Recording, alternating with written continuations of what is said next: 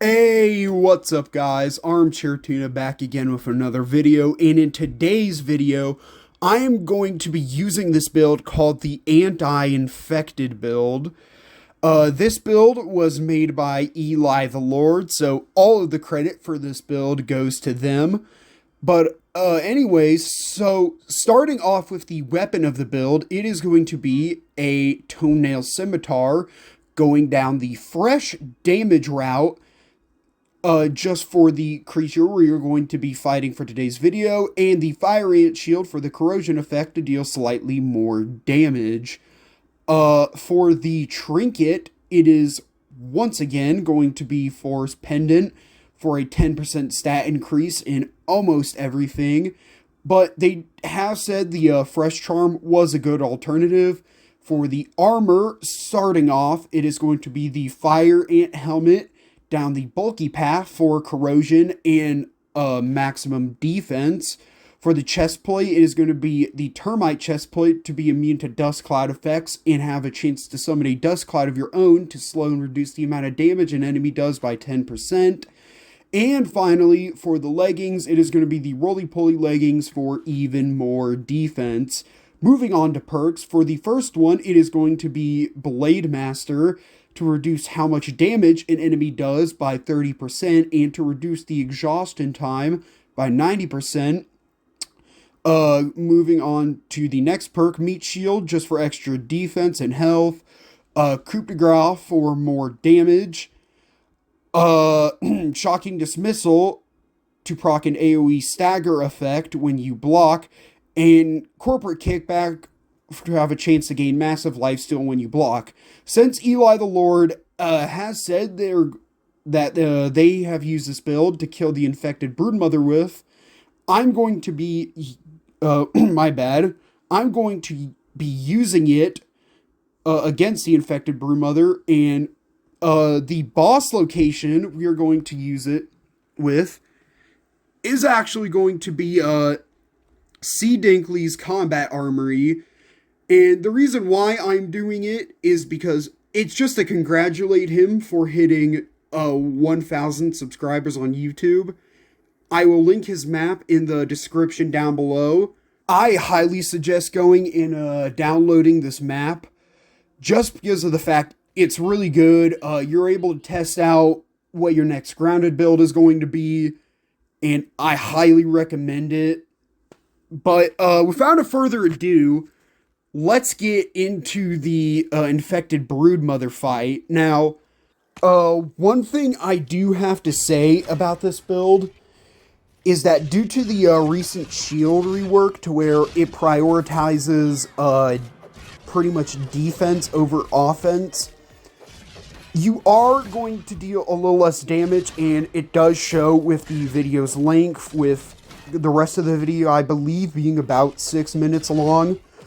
But this does play along with how well this build works. As you can see, all the status effects right now, I'm pretty much destroying her first phase right now. The termite armor is a really good and underrated armor piece for this set. I mean, this build, sorry, that was my bad. To where it can slow down pretty much any creature and reduce how much damage it does by 10%. It's kind of slept on. You know, not many people use it, but I feel like it should be used more often. Another thing about this build is that the corrosion and also the shocking dismissal work perfectly well together. As the corrosion, you know, it's combined with the fire ant helmet and also the fire ant shield, and both of those give off the corrosion effect.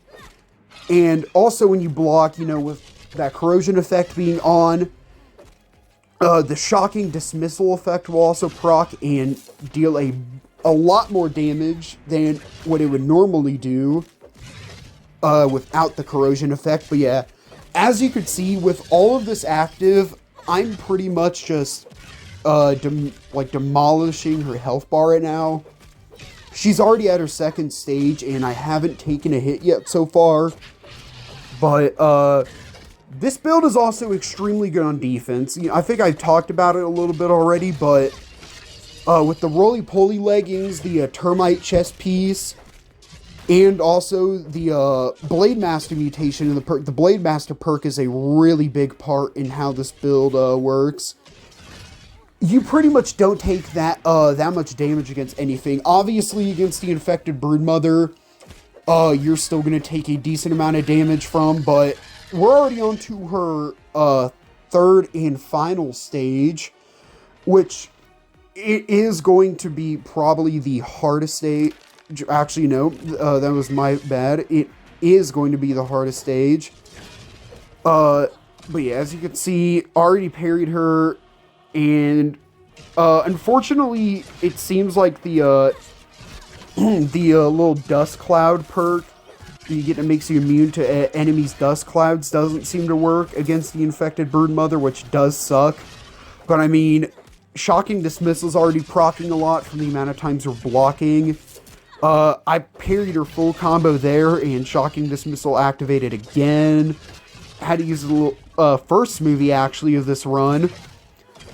And everything's just going so well together. The Corrosion, the Blade Master perk, the Termite armor, pretty much everything. So, I could definitely see this build being used again sometime soon for an even harder fight than the infected Broodmother, if they do decide to add a boss that's harder than the infected Broodmother, which I hope they do. You know, it will suck that we kind of just get like a whole year without any new bugs added to the yard, but right there, you know, Corporate Kickback just activated another key perk, in my opinion, to fight the infected Broodmother with. And, ooh, she took my health down to around a third there, but because of the smoothie change, I was able to heal up pretty much instantly. And also with the Termite armor, she's not really attacking that fast either. There we go, Shocking Dismissal just procced again. I was able to parry that, and she once again brought my health down to around a third, but I was able to heal up to around 2/3. And once again, able to parry all of her combos, managing to activate Shocking Dismissal once again. But, yeah, honestly, everything in this build works out together. Everything from the Coup de Grace mutation, you know, just for the extra damage. Coup de Grace is still a really good perk even after like all the changes they've done to it. Meat Shield is also really good. I probably would have died already if I didn't have Meat Shield on. Shocking Dismissal, once again, is pretty underrated, especially against the infected Broodmother, and also Corporate Kickback is the same way. In Blade Master, it's just a really good perk in general. The fact you're able to reduce how much damage an enemy does by 30%, and reduce your exhaustion timer by 90% once you max it out. It's really good. Honestly, really underrated mutation. The Fresh Charm honestly would have made this fight a little bit faster than Force Pendant, but you know, Force Pendant, it's just used in a majority of builds, and I know not everyone is going to have it. But anyways, she is now dead, so once again, I would like to thank Eli the Lord for this build. All the credit goes to them. And that's all for today's video. If you all enjoyed it, please make sure to like and subscribe, as it will help out a ton. And if you want to, make sure to leave down, you know, your build suggestions in the comments below. And peace.